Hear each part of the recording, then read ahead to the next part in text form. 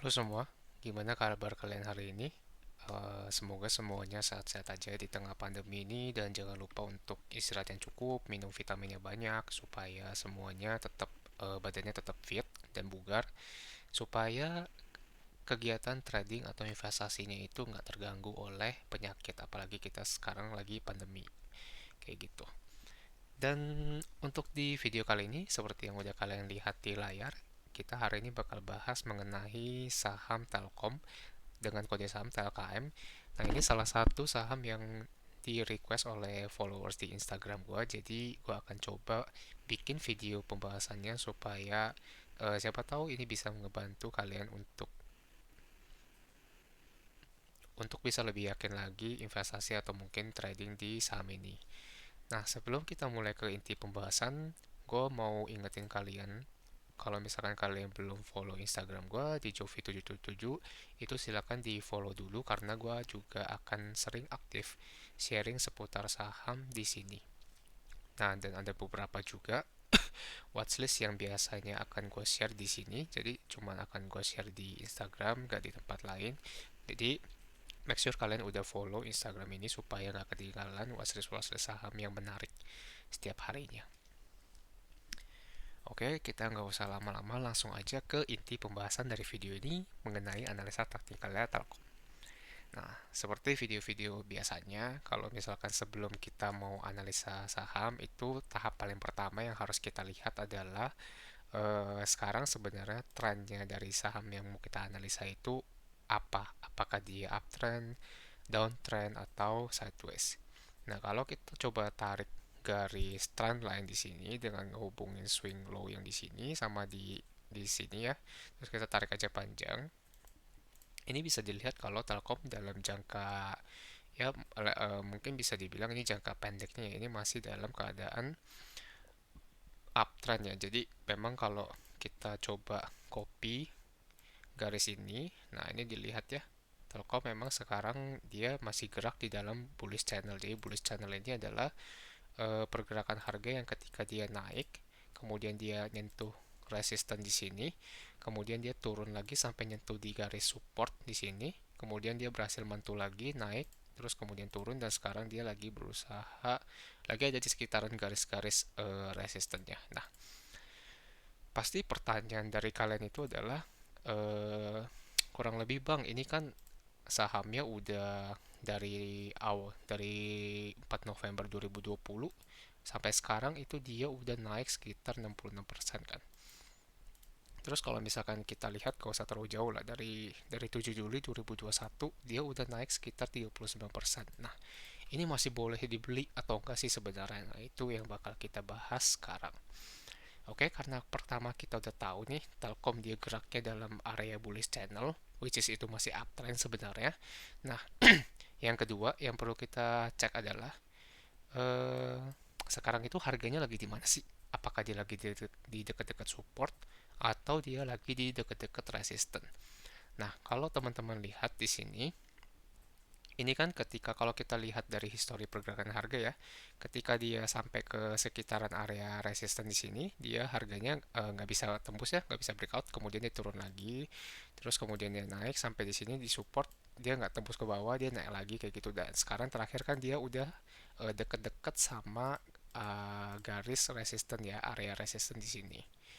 Nih kalau misalkan sebentar ya.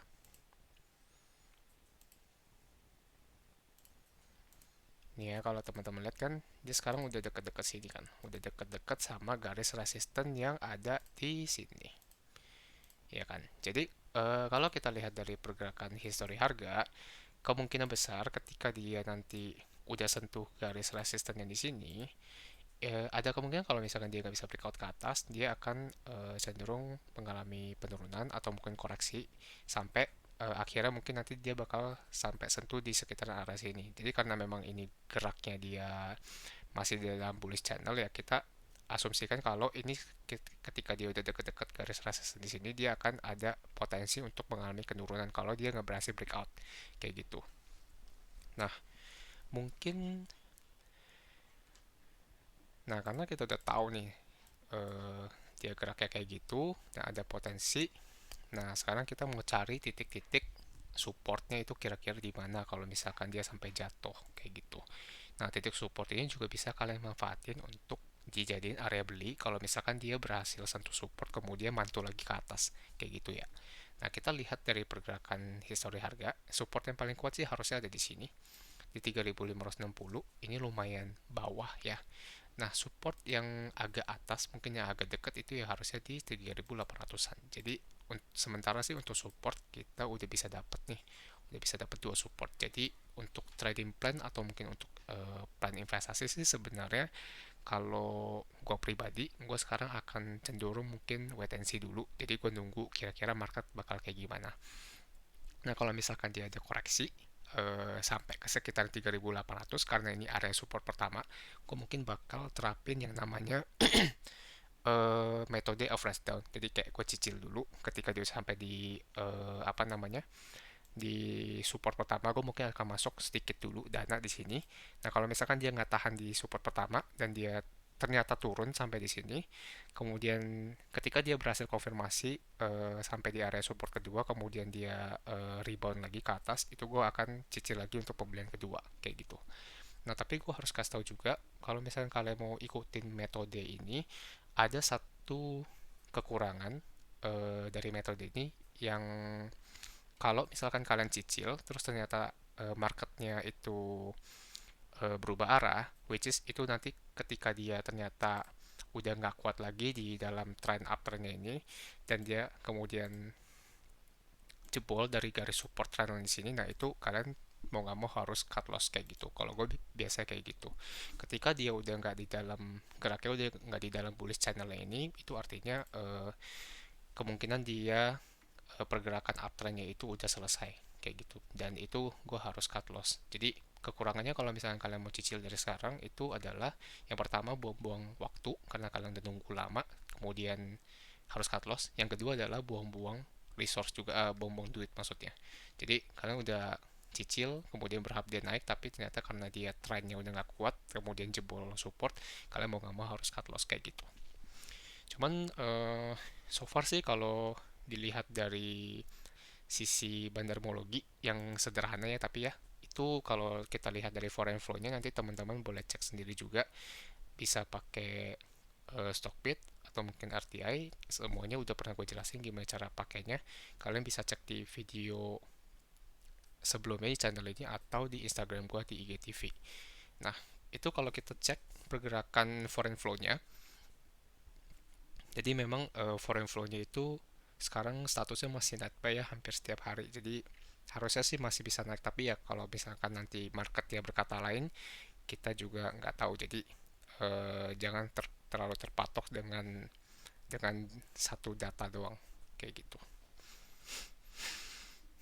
Oke, di video kali ini sampai sini dulu untuk pembahasan Telkom. Jadi kalau misalkan kalian ada saran atau misalkan kalian mau dibahas tentang saham lain, silahkan komen aja di video ini, atau kalian juga bisa follow Instagram gue kemudian langsung chat aja di bagian postingannya supaya gue bisa tahu kalau misalkan kalian ada saran-saran atau mungkin kepengen dibahas sama apa kayak gitu. Sampai jumpa di video selanjutnya, semoga video ini bisa bermanfaat dan jangan lupa untuk bantu subscribe channel ini supaya kamu nggak ketinggalan video-video baru yang bakal diupload nanti, dan juga bantu share ke teman atau misalkan keluarga kalian kalau misalkan kalian merasa video ini berguna supaya semuanya bisa dapat informasi yang sama dan semoga aja bisa ikutan profit bareng-bareng. Oke, sampai jumpa semuanya.